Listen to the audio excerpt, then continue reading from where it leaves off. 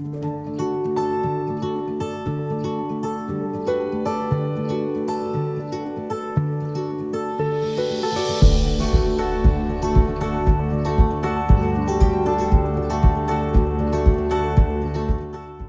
bonjour à toutes et à tous. Merci de cette présentation et de votre accueil ce soir pour aborder un sujet qui, comme vous l'avez compris, me tient particulièrement à cœur.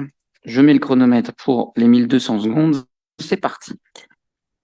Mon objectif ce soir, c'est de vous parler un petit peu de médiation des sciences, vous l'avez compris, et de livres, au-delà du livre documentaire, livre qui parle de sciences, qui peut constituer un excellent support de médiation. Alors, on va avoir un aperçu fragmentaire par une série d'exemples, mais qui nous donneront des idées concrètes de ce pourquoi on peut imaginer des actions autour du livre. Donc, j'axerai la présentation sur 2 formats. Alors, par contre, je veux bien le PowerPoint, s'il vous plaît, parce qu'il n'a pas été mis en route. Merci, parfait. Voilà, donc ça, c'était la suite de ce que disait Monsieur Odo, donc avec les 4 ouvrages dont on a parlé, et un sujet donc qui va être finalement en 2 parties ce soir, avec Science avec et pour la société, pour vous dire un petit peu les différentes actualités autour de cette thématique et de cette terminologie qui peut interroger, avec un prolongement sur le livre, comme outil de médiation, puisque ça fait partie des choses qu'on peut explorer ensemble. Donc, science avec et pour la société, expression nouvelle, lancée en 2021 par le ministère de l'Enseignement supérieur et de la Recherche, à l'occasion de la loi de programmation de la recherche.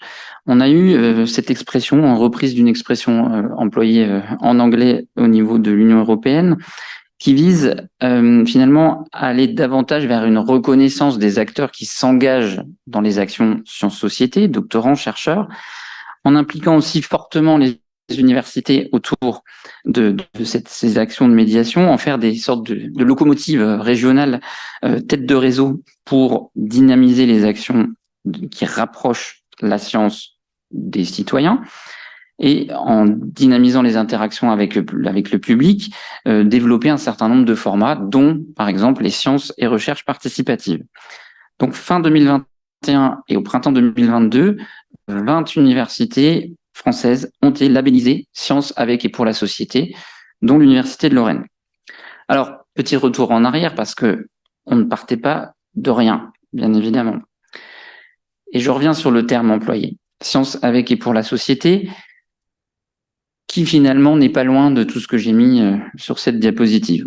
On entend parler depuis des années de culture scientifique et technique, voire industrielle, de valorisation des sciences, de vulgarisation, de dialogue sciences-société, de communication scientifique. Rien n'est faux, rien n'est à mettre à la poubelle pour dire maintenant on parle science avec et pour la société. On a derrière ces termes, ces expressions, des démarches qui sont proches et finalement un certain nombre de nuances et des recherches aussi d'ailleurs, complète sur le sujet. Et tout ça pour dire que c'est pas nouveau, il y a une certaine complexité et derrière tout ça, des acteurs différents, des actions différentes, des concepts un petit peu différents.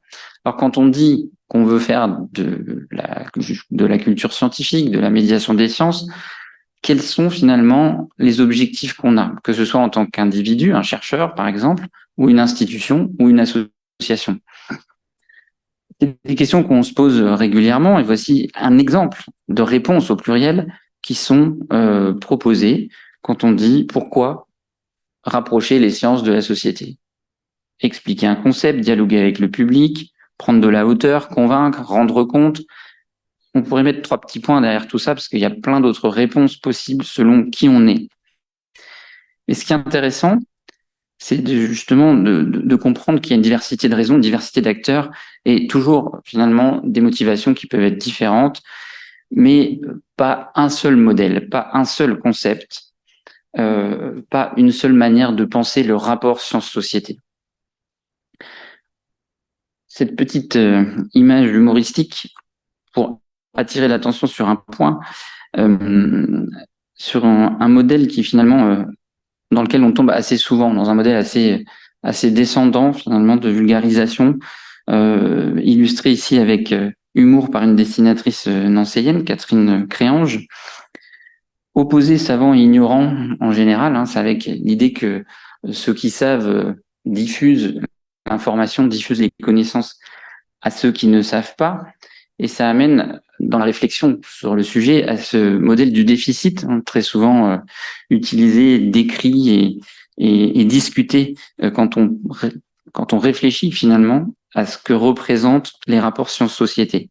Ce modèle a été décrit dans la littérature scientifique dès les années 80, avec donc cette logique descendante des experts vers la société. Mais finalement, quelles sont les limites de ce modèle? Est-ce qu'on peut considérer que seuls les chercheurs ou les experts détiennent le savoir? Je pose des questions, je n'y réponds pas volontairement. Le public est-il seulement un récepteur d'informations? Est-ce que donner une culture scientifique à la population, c'est quelque chose qui est suffisant, qui ferait vraiment évoluer les choses? Est-ce que ça aide aux décisions? Est-ce que c'est finalement est-ce que ce serait pas une façon de se donner simplement bonne conscience? Ce modèle du déficit, il est aujourd'hui complété par d'autres modèles. J'en ai mis un ici. Il y a d'autres schémas possibles, il y a d'autres choses dans la littérature. Un modèle un peu alternatif, un modèle plus de dialogue, d'interaction plus complexe finalement, croisée, entre différentes parties prenantes, puisque vous voyez ici apparaître aussi des politiques, les entreprises, on pourrait rajouter les journalistes, on pourrait rajouter tout un tas d'autres gens. Tout ça pour dire que science avec et pour la société, c'est finalement un changement de nom, mais c'est surtout un changement de posture qui est un petit peu attendu. L'idée, elle est d'inviter à penser un petit peu autrement le rôle du public et lui donner un rôle plus actif. Quand on est dans un modèle comme ici, de conférence, par exemple, on est dans quelque chose d'assez descendant. On peut finalement avoir d'autres façons de faire dans d'autres formats qui se complètent, qui viennent vraiment compléter les dispositifs possibles, où le public n'est pas seulement un récepteur, mais vraiment quelqu'un qui va être actif. Et je parlais tout à l'heure des sciences et recherches participatives. On va là jusqu'à quelque chose d'assez poussé, justement, dans le modèle de la relation entre un chercheur et du public. Le chercheur ayant des choses à apprendre au public, bien évidemment, mais le public ayant aussi des choses à apprendre aux chercheurs. Et ça, c'est extrêmement intéressant. Donc, quand on parle du modèle descendant que j'évoquais tout à l'heure, ce déficit modèle, on le retourne un peu et on le met à l'horizontale dans une logique de science avec et pour la société. Donc, c'était un peu cette logique-là, cette dynamique-là qu'il y a derrière la terminologie, avec finalement toute une série de choses qu'on connaît déjà. Je le disais tout à l'heure, on n'a rien réinventé, on invente de nouveaux formats, on cherche par un appel à la créativité collective à sensibiliser les publics de manière différente par rapport à ce qui se fait de manière complémentaire. Donc des actions qui sont toujours plus nombreuses, plus diversifiées sur les territoires. On essaie d'aller vers des publics empêchés par exemple, dans des zones rurales, dans des hôpitaux, dans des prisons.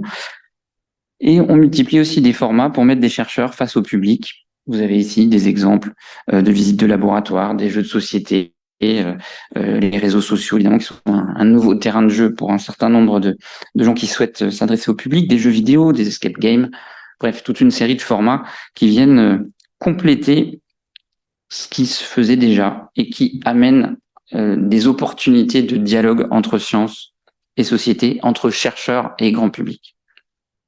Il y a encore des choses à inventer, bien évidemment, mais ça m'amène à enchaîner sur le sujet sur lequel je voulais porter une attention plus particulière aujourd'hui, à savoir le livre. Alors cette fois-ci, on est dans quelque chose de beaucoup plus classique, c'est un peu moins exotique que les jeux de société ou les escape games, plus conventionnels, on va dire, mais finalement, l'intérêt, c'est aussi que cette médiation scientifique puisse se faire autour d'un objet concret. Voilà, un livre, un ouvrage que quand on est public, on peut prendre en main à différents moments. Il y a une question de temporalité aussi derrière cet objet. Donc, c'est ce qui m'intéresse. Donc, les formats classiques, c'est ceux que vous avez ici sous les yeux. Quand on parle de livres qui évoquent des sciences, il y en a toute une série, bien évidemment, des milliers d'exemples pour être mis à l'écran. J'en ai mis ici quelques-uns récents, avec à chaque fois soit des scientifiques qui sont auteurs de livres de vulgarisation, soit des journalistes, par exemple. C'est le cas sur la saga CRISPR, par exemple. Aline Richard, qui est journaliste, qui a écrit un livre sur le sujet. Voilà, donc les sujets sont évidemment nombreux, il y en a dans tous les domaines. Malgré tout, ces livres que je qualifierais de documentaires, ouvrages de vulgarisation, sont souvent tirés à assez peu d'exemplaires. Et parfois, pour avoir discuté avec des bibliothécaires, médiathécaires, c'est des livres qui ont du mal à sortir parce que les gens ne sont pas forcément très intéressés, ils sont peu valorisés, perçus surtout comme inaccessibles, puisqu'on parle de science, et donc c'est quelqu'un qui s'intéresse déjà au sujet qui va aller le prendre en main. J'enfonce des portes ouvertes, mais c'est important de le dire. Donc ça peut être des outils pour la médiation scientifique, dans le sens où évidemment on peut utiliser ce contenu dans une animation, un atelier avec le public, mais il y a d'autres formats possibles également. Par exemple, les romans. On s'y attend un peu moins, mais dès qu'on est dans des sujets autour de la science-fiction, on n'est jamais très loin de la science finalement. En tout cas, dans la manière de l'aborder, c'est sûr que c'est différent. Dans la fiction, on stimule l'imaginaire, mais ça permet aussi de toucher de nouveaux publics et de bien montrer que ça touche un certain nombre de disciplines. Beaucoup de disciplines sont concernées. Alors, c'est pas nouveau tout ça. Je vous ai remis un petit Jules Verne quand même pour rappeler qu'il y avait rien de neuf dans cette démarche-là. Mais dans les romans aujourd'hui, on a la possibilité finalement d'aborder des controverses sociotechniques, d'aborder des sujets un peu polémiques autour de sujets de société en lien avec les sciences. Et c'est pas inintéressant parce que là, on dit pas qu'on fait de la science. Et c'est une manière de masquer un peu les choses qui peut être une astuce intéressante, notamment pour toucher de nouveaux publics qui vont être fans de science-fiction, par exemple, et avec qui on va pouvoir justement imaginer des temps de discussion, de rencontres autour des sujets qui ont été abordés dans le livre. Et on a là, de manière assez évidente, un débat qui peut s'engager assez facilement. C'est important d'interroger aussi les objectifs des auteurs qu'il y a derrière. Alors c'était mon cas dans Nix Olympica, c'était le cas aussi, par exemple, je l'ai mis juste à côté, vous connaissez peut-être Katia Astafiev, directrice adjointe du Jardin botanique de Nancy, qui a écrit ce livre, roman jeunesse, hein, les plantes carnivores qu'on mouche.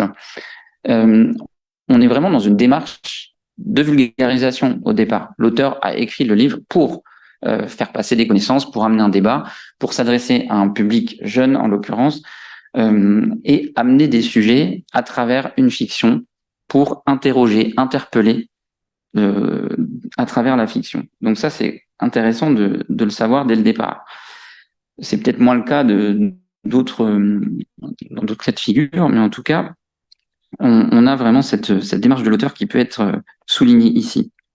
En bas à droite, je vous ai mis un cas particulier. On a aussi des romans doc dans cette série, là, éditée chez Bayard, où on a à la fois l'histoire d'un scientifique qui est romancée et qui est racontée dans les premières pages, avec tout un tas d'informations de type documentaire à la fin du livre.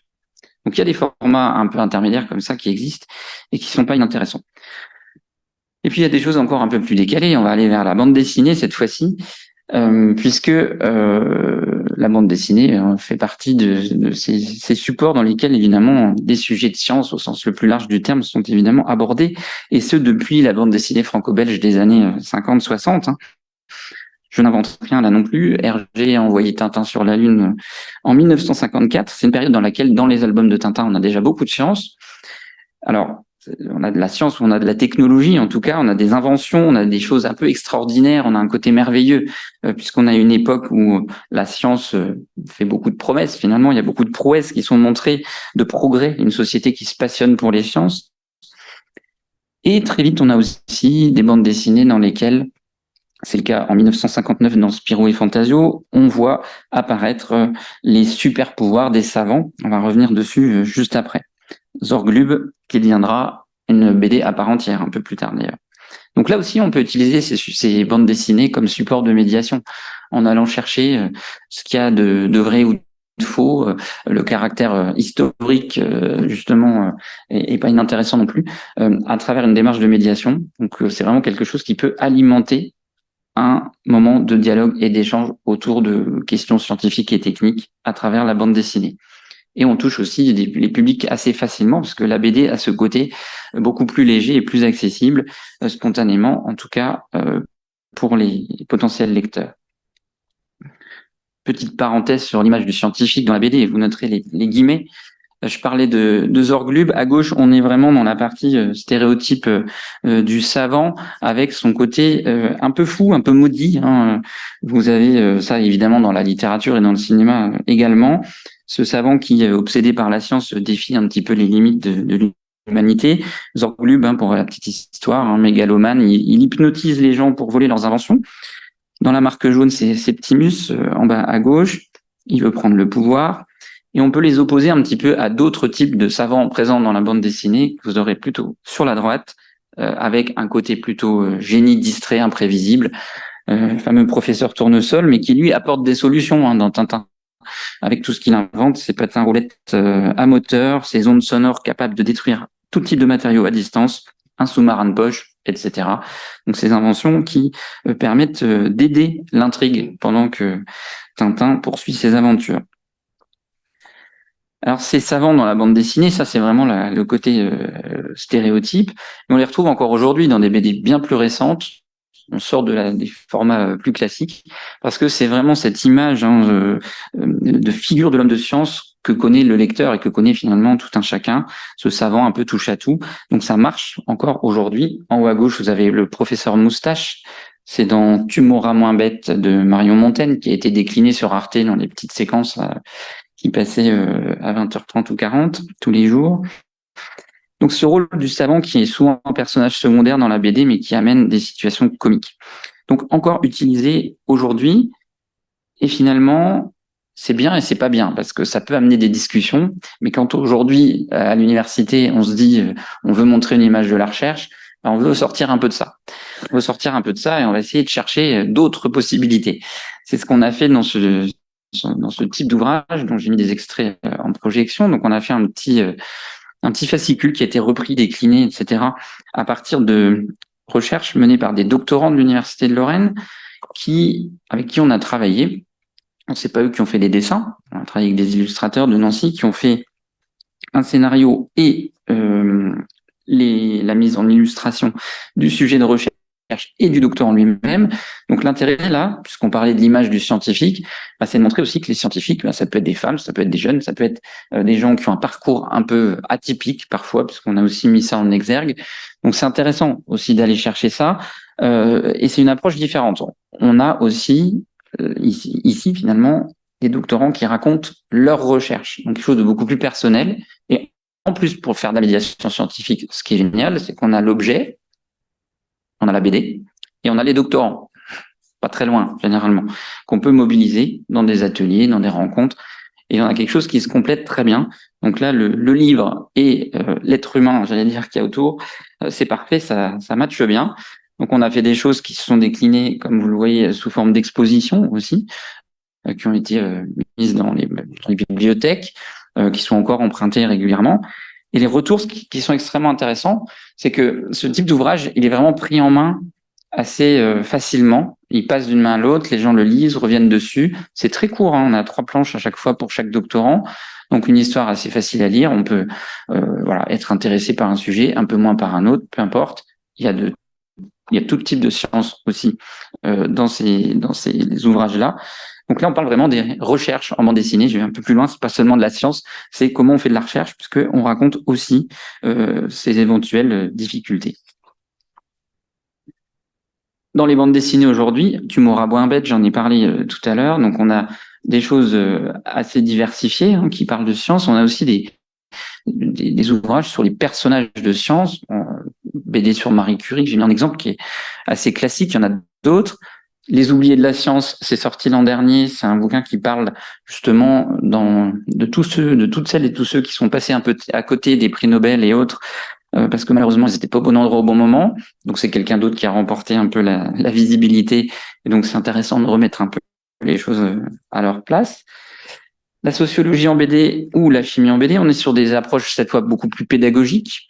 Là, on a des choses qui sont faites vraiment avec des étudiants ou pour des étudiants, avec l'idée que sur certains concepts, voilà, on va les faire travailler vraiment sur la bande dessinée comme un support qui leur permet de s'approprier évidemment un certain nombre de contenus et de restituer ce qu'ils sont en mesure de comprendre. Donc c'est une démarche qui est un peu différente, mais qui est tout à fait complémentaire. d'autres formats. Dans le secret des labos ou carnet de thèse, là, on raconte vraiment, vous pourrez les feuilleter après, bien évidemment, tout ce qui se passe dans un labo avec un point de vue un petit peu décalé. Là, c'est un journaliste qui est venu dans toute une série de labos faire passer vraiment du temps pour raconter ce qu'il voyait. Voilà, ça parle de tout type de sujet. Carnet de thèse, comme vous l'avez deviné, c'est une doctorante qui raconte toutes ses aventures depuis le moment où elle décide de faire une thèse jusqu'à sa soutenance, et je peux vous assurer qu'il se passe des choses intéressantes. Et autre approche, alors Holobionte, on est vraiment sur un autre type d'ouvrage encore. Ça, c'est sorti en début d'année à l'université de Poitiers, qui avait accueilli un illustrateur dans un laboratoire en résidence. Le contenu scientifique, c'était autour de lui dans le laboratoire. On lui a laissé une complète liberté pour raconter une histoire à partir de l'environnement dans lequel il a vécu pendant quelques mois. Donc on est sur une approche encore complètement différente. Là, on ne dit pas qu'on fait de la science, encore une fois. C'est ça qui est intéressant. Ça va toucher vraiment des publics complètement nouveaux et ça va pouvoir aller vraiment tendre des fils vers d'autres possibilités de médiation. Et enfin, des mangas. Voilà, là aussi, sur du jeune public, ça marche très bien. Et on a des collections complètes qui sont sorties où vraiment on raconte la vie en labo avec une approche un petit peu différente et complémentaire encore. J'ai épuisé mes 1200 secondes, j'ai même un tout petit peu dépassé. Donc, je crois que j'ai terminé. Je voulais simplement refaire passer ce message. Les livres, malgré leur format qui peut paraître classique, voilà, ça marche bien, un bouquin dans toutes les mains, à tous les âges. Utilisons-les. Le côté décalé nous permet de faire un petit pas de côté par rapport à des actions de médiation classiques. Ça va interroger le lecteur, ça va être vecteur d'émotion aussi, et ça peut permettre de faire des séquences de médiation scientifique avec médiateurs scientifiques, chercheurs, animateurs différents, pour changer aussi l'image des sciences, changer l'image des scientifiques. Donc c'est complètement dans la logique science avec et pour la société. Et j'allais dire, dernier point, c'est aussi intéressant pour mobiliser les acteurs des bibliothèques avec lesquels on travaille de plus en plus aujourd'hui, parce qu'on a des lieux de culture par excellence que sont les bibliothèques, qui sont généralement très présentes dans beaucoup de territoires.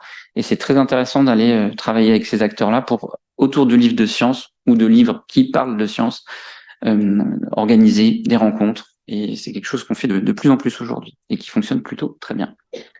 Merci de votre attention.